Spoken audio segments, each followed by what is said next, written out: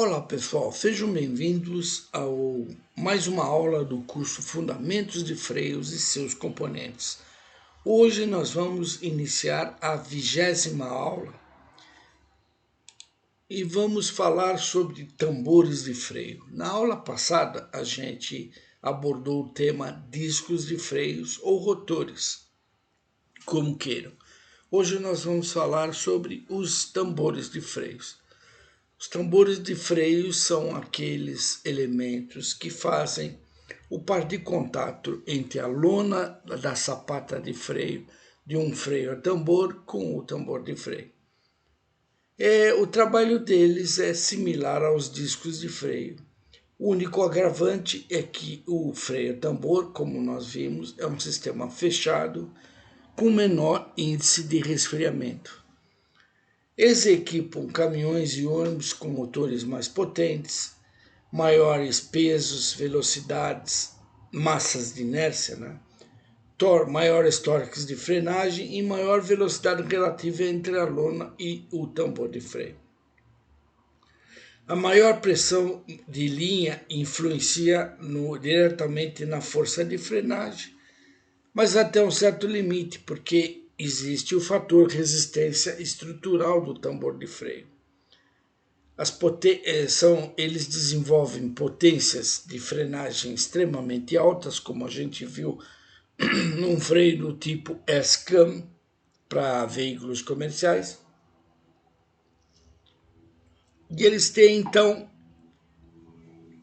a massa do tambor de freio com maior aquecimento.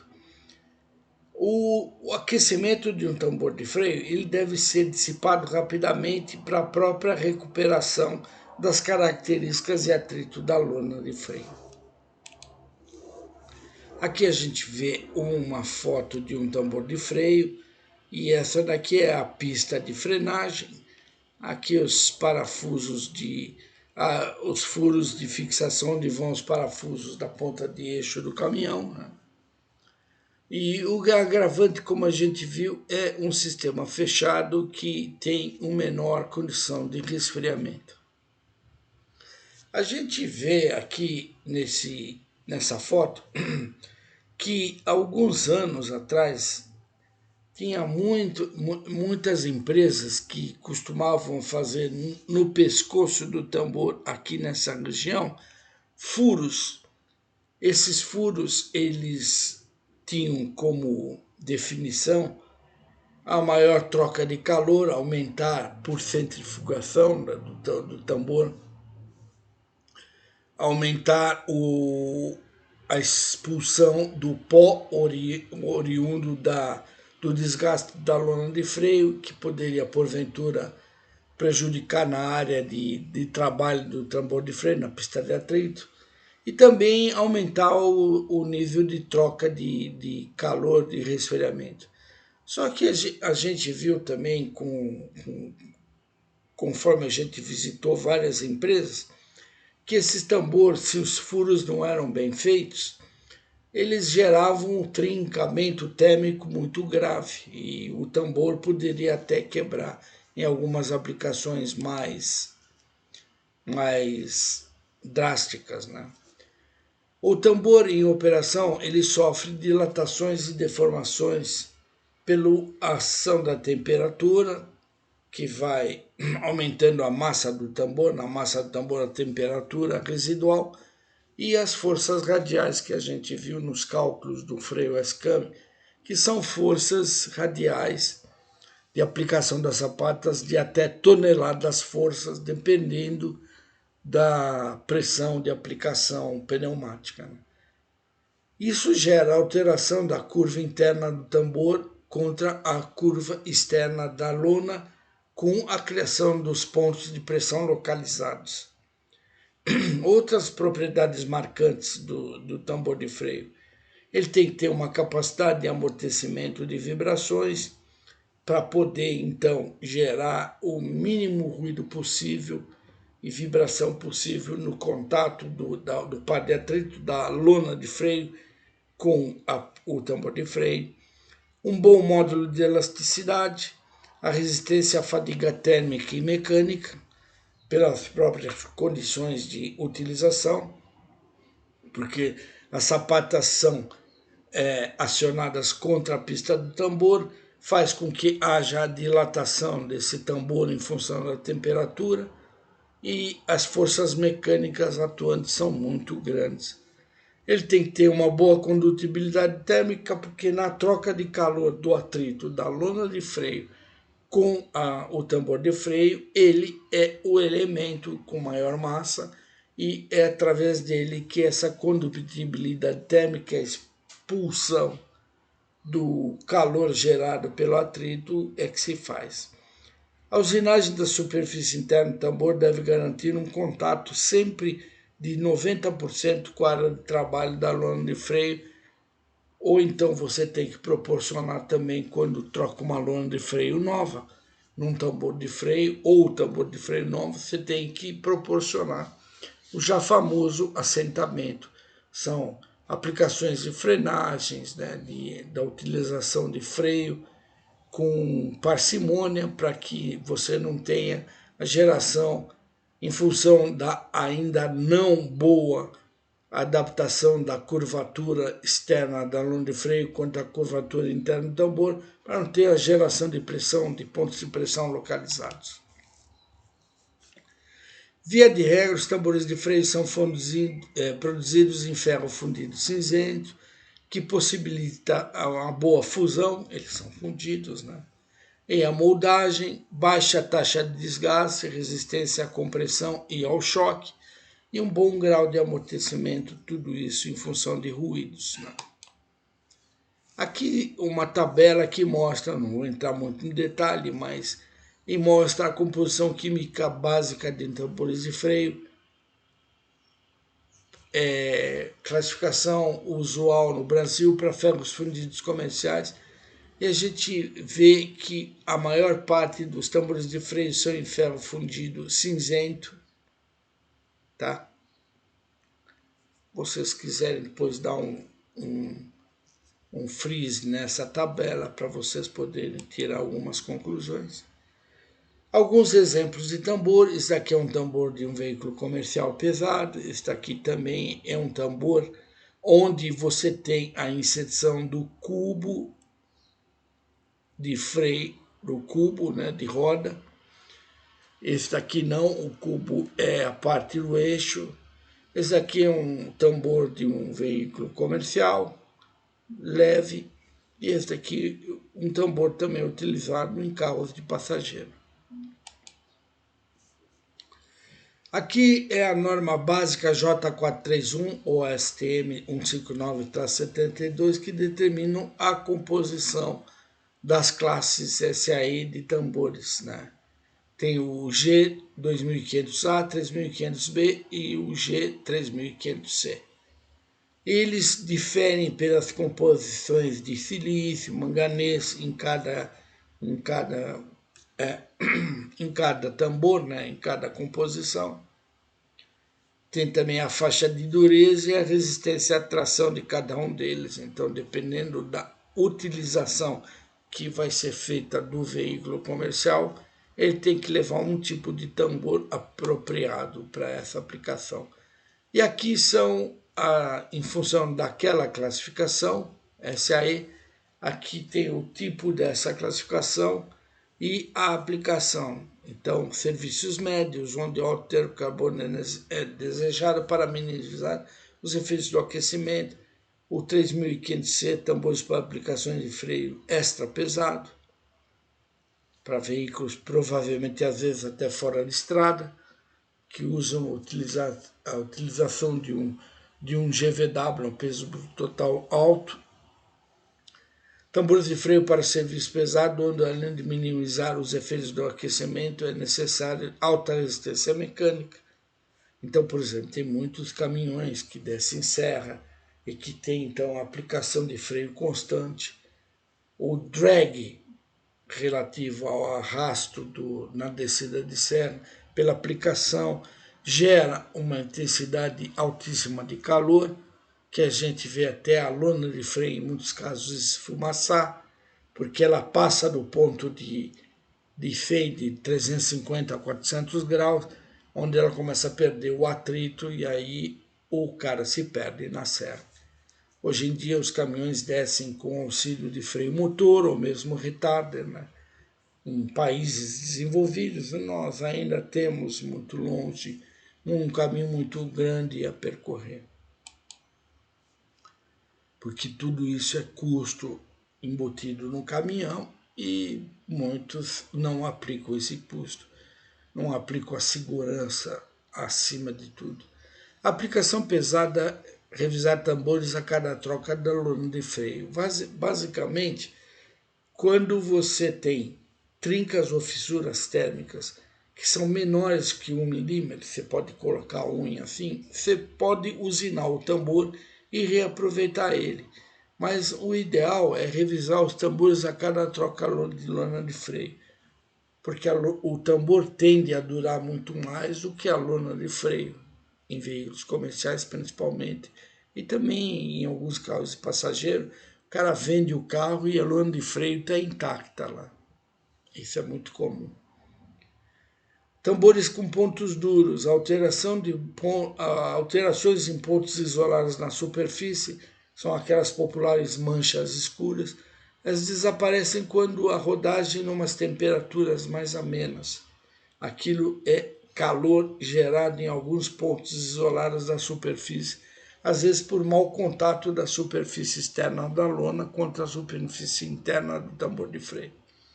Se não, o tambor tem que ser usinado. Os pontos duros geram pulsações do pedal, aspereza, frenagem constante. O tambor com boca de sino é a conicidade dele, como eu falei, ele vai perdendo massa e com o aquecimento o tambor tende a abrir a boca. Ele tem um anel externo perto da borda externa do tambor que teoricamente é um reforço que é colocado para ele não ter tanto efeito da conicidade.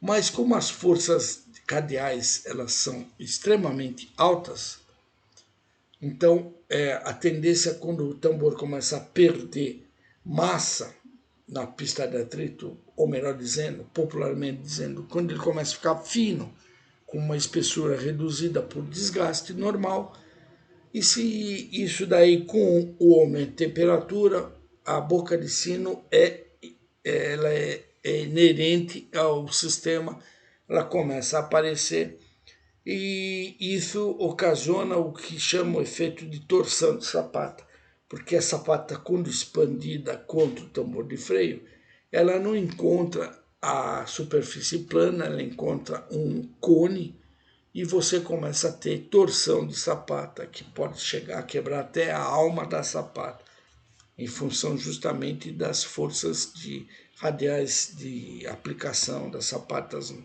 no freio. Okay? Tambores com hotspots, que são pontos quentes. Isso gera martensita em baixa temperatura. A martensita gera através de manchas esbranquiçadas na superfície do tambor e depois trancamento profundo. Quando é que começou a se ver isso daí? Caminhões americanos, que via de regra têm um baixo balanceamento de frenagem no eixo dianteiro, eles saíam, por exemplo, para fazer uma entrega, uma carga, eles saíam com baixas temperaturas no tambor de freio em função de inverno. Então você tem lá temperaturas inferiores a 20 graus negativos, 25 graus negativos. Então está tudo gelado. O que acontecia? Acontecia que quando o cara saía do carregamento para pegar uma estrada, ele estava com todo o sistema massa do tambor, o freio, todo o sistema muito frio. E de repente ele tinha que fazer uma aplicação de freio severa e existia então a geração de calor instantânea em função daquela aplicação de frenagem, por questões do atrito, e essa aplicação, esse súbito aumento de temperatura encontrava a massa do tambor muito fria, e isso ocasionava, eles começaram a perceber que o tambor começava a ficar com manchas esbranquiçadas na superfície de atrito, que eles fizeram uma análise metalográfica e chegaram à conclusão que era martensita, formada em baixa temperatura. E quando o tambor ficava assim, a tendência dele é quebrar. Ele não é mais usinado, você não consegue mais usinar, e esse tambor era refugado. Então, um dos ensaios para que você aprove uma lona de freio para exportação é fazer exatamente esse teste de hotspot. É um equipamento que você faz a aplicação de uma lona de freio numa superfície fria e ver se essa aplicação, se essa lona de freio tem uma tendência a formar esses hotspots na massa do tambor, ok? Tambores com passo de usinagem muito alto. Quando você tem um passo de usinagem que ele não é muito microscópico, micrométrico, na realidade o que acontece é que para se ganhar tempo na usinagem, o passo de usinagem fica muito grande. E isso gera um efeito chamado efeito rosca, porque a sapata de freio, que é o material mais mole do que a superfície de atrito do tambor de freio, ela passa com o contato da pista de atrito com o passo de usinagem muito alto, ela passa a assumir exatamente a conformação daquela pista de atrito que está com o passo de usinagem muito alto. Isso chama um efeito rosca, ou seja, dependendo a lona de freio quando entra em contato com a superfície de atrito do tambor, ela é jogada contra o espelho do freio. E quando o cara pisa no freio, faz toc, toc, toc, que é o chamado efeito rosca. Isso é muito comum também quando não se segue o padrão de usinagem correta para o tambor de freio. Os tambores ovalizados. Tambores ovalizados são tambores que perdem o seu diâmetro, né, por questões também de deformações mecânicas, térmico-mecânicas, e eles geram pulsações e asperezas. O cara pisa no freio e ele sente uma pulsação no sistema. Apesar de ser um freio pneumático, você não sente isso no pedal de freio, porque o pedal de freio, na realidade, de um veículo comercial com freio pneumático, você usa a abertura de uma válvula pedal. Mas ele sente, por exemplo, essa vibração no eixo, que se depois transmite pelo sistema de chassi, pelo sistema de volante, né, direção, e aí ele sente no volante essas pulsações. Isso daí nunca permite um bom ajuste de freio, porque onde está na parte de ovalizada, você tem uma distância entre lona, uma folga entre lona e tambor menor do que onde não está ovalizado. Então você não consegue ajustar perfeitamente aquele ajuste de lona tambor, que tem às vezes 0,7 milímetros, 1 milímetro, dependendo do freio.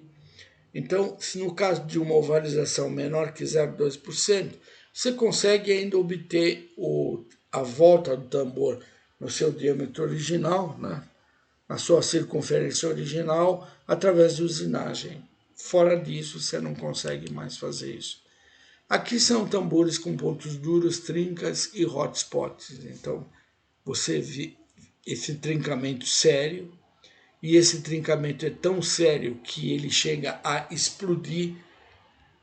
De novo, as forças de aplicação de freio, forças radiais, são em toneladas força, e quando a sapata entra em contato com a pista de atrito e pressiona a lona de freio contra o tambor de freio, se ele tiver fraturado desse jeito, ele tem uma tendência muito grande a explodir, a ele fraturar inteirinho.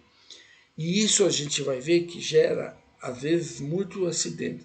Quando você pega uma estrada, às vezes é comum você olhar na pista de rolagem da estrada pedaços de tambores de freio que estão afundados no asfalto, porque o asfalto fica quente em dias quentes, né, de calor, do verão, e às vezes um carro passa em cima ou um caminhão passa em cima e vai afundando, mas é muito comum em estradas, quem pega muita estrada, observar tambores de freio quebrados.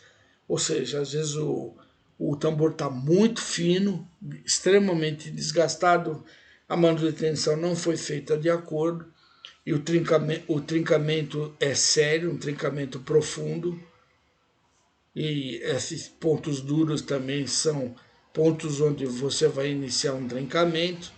E aí o que acontece? O tambor de freio simplesmente se despedaça e o cara fica sem freio, numa aplicação severa, né? Então, por exemplo, isso daqui é muito fácil de você encontrar pedaços assim em estradas que são tambores de freio que quebraram de caminhões. Existe inclusive uma reportagem que o tambor de freio ele quebrou de tal forma que o cara pegou os pedaços desse tambor de freio e recolheu depois que esse tambor de freio entrou pelo para-brisa de um carro e matou uma pessoa. Então, esses problemas de tambores com baixa espessura, com um nível de fadiga já extremo, ele ocasiona, sim senhor, acidentes fatais que são muito graves, tá? Bom, pessoal, na parte de tambores eu esgotei tudo que eu poderia esgotar e eu termino aqui então essa 20ª aula. A todos aqueles que se inscreveram nesse curso, eu agradeço de fundo do coração, gratidão por vocês estarem acompanhando. E se vocês puderem compartilhar com o maior número de pessoas possíveis para a gente aumentar o nível de conhecimento do pessoal em termos de fundamentos de freio, aumentar essa comunidade da engenharia de chassi que adora freio, pessoal que faz reparação automotiva, pessoal que mesmo não siga a profissão de engenharia, mas é curioso em saber conhecer as coisas em detalhes, né? Isso é bem bacana. Eu também sempre procurei conhecer as coisas em detalhes para a gente saber um pouco mais na vida, né? Tá bom, pessoal? Se vocês estão gostando, deixa um likezinho para dar um incentivo para a gente. Eu agradeço mais uma vez a todos e desejo que Deus proteja a todos vocês. Obrigado.